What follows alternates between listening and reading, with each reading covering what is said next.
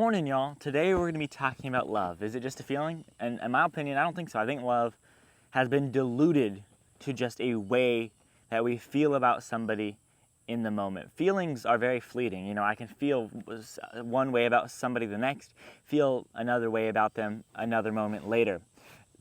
To dilute love down to just a feeling, I think is dangerous, because if I say that I love somebody in just a romantic sense, and that goes away, well, then you've apparently you've got nothing left.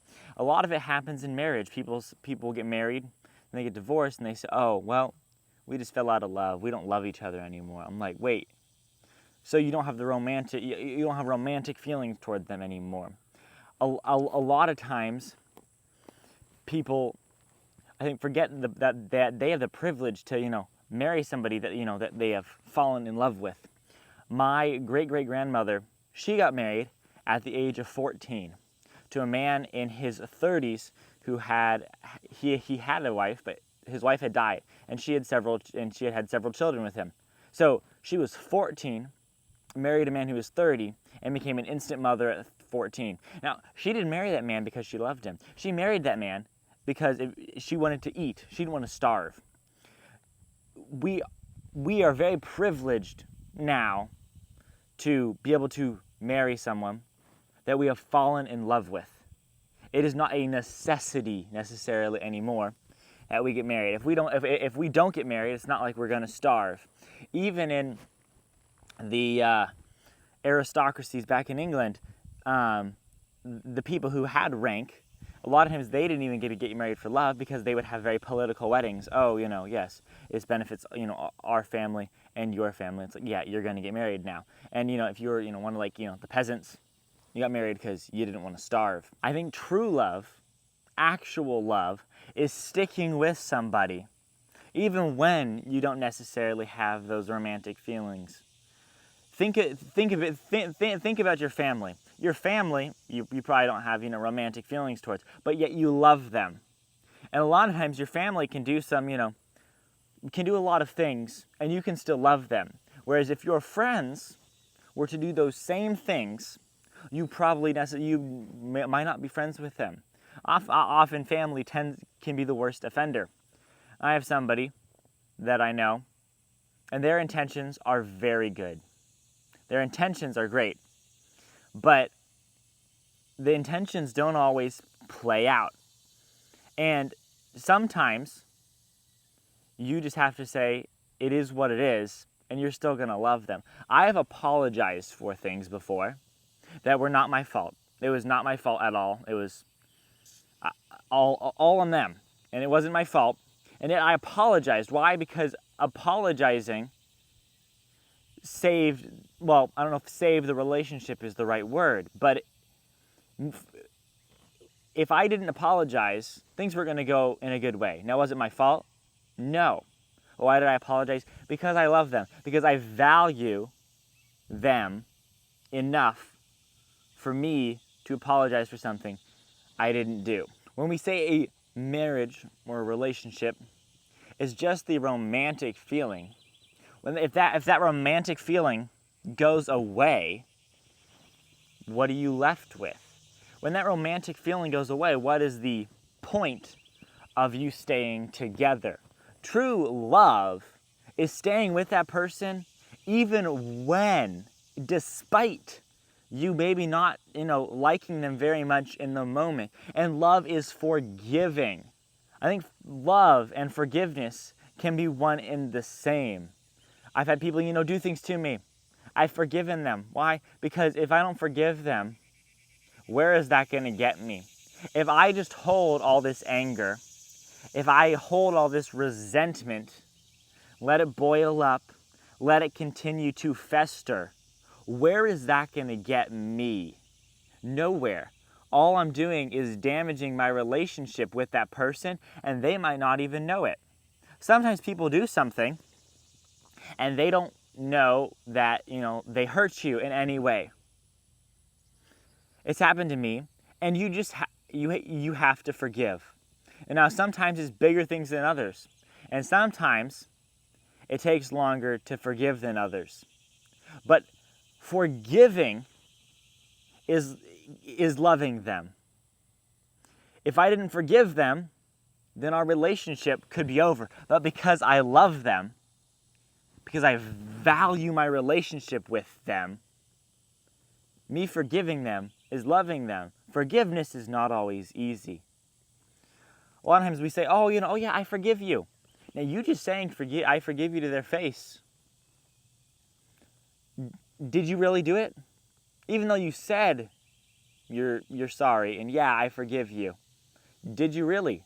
Did you do it in your heart? Because just you saying, oh yes, I forgive you, if you didn't truly forgive them and you continue to let it to boil and fester, are you really loving that person? Are you really loving them back? And this doesn't have to be somebody that, that you have romantic interest in. This could be your uncle, your aunt, your grandfather. When you truly love somebody, you are willing to look past a lot. The saying, love covers a multitude of sins, is very true. And so if you love that person, it'll cover up a lot. This is often why people who don't have a lot of family around them will say, oh, my friends are like family. Now, normally, this is not the case, because your family will put up a lot more with a lot more nonsense because they love you. Whereas your friends, are they going to put up with that much nonsense? I have a friend, like a sister to me, very near and dear to my heart. But my goodness, sometimes is it hard to love her. I'm admitting it. Like, sometimes it is hard to love her because she'll do something or she'll ask for a piece of advice and do the exact opposite. Now I could hold that against her and say, oh, no, I'm not going to help you anymore because you don't take my advice. But sometimes, it comes in retrospect. I've told her a couple things. She disregards it in the moment.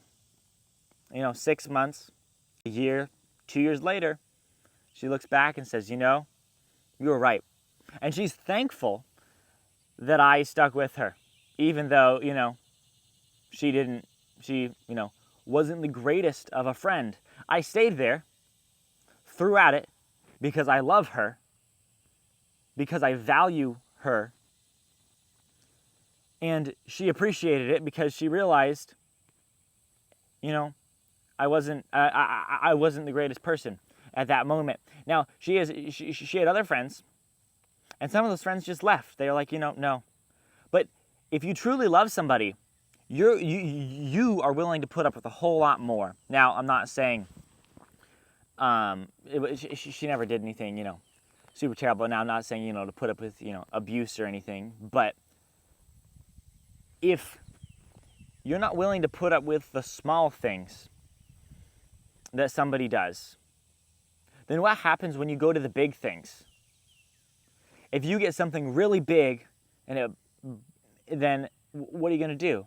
You're going to flee and run? Or are you going to stand there and face it? But also, if you just let the small things, especially in your heart, if you just let these small things boil up and fester and get larger and larger and larger, eventually it comes to a head and it explodes. A good little example of this, it's my father, bless his heart, leaves socks all around his house.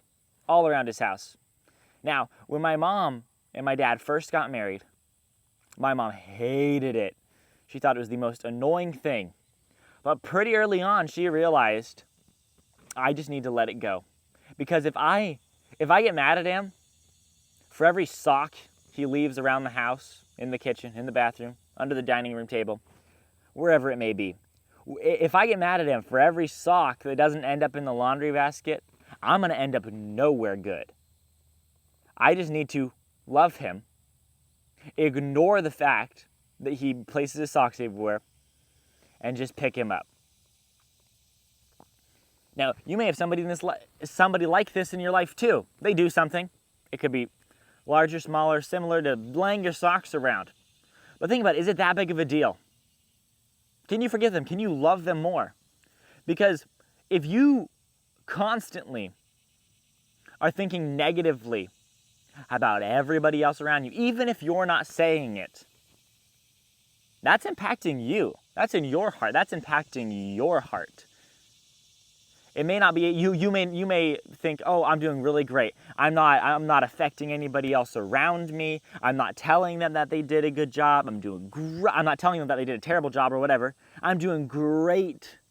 I'm putting up with the thing that annoys me." Except if you get annoyed still every time, and you just fester and think about it all the time, then are you really loving that person?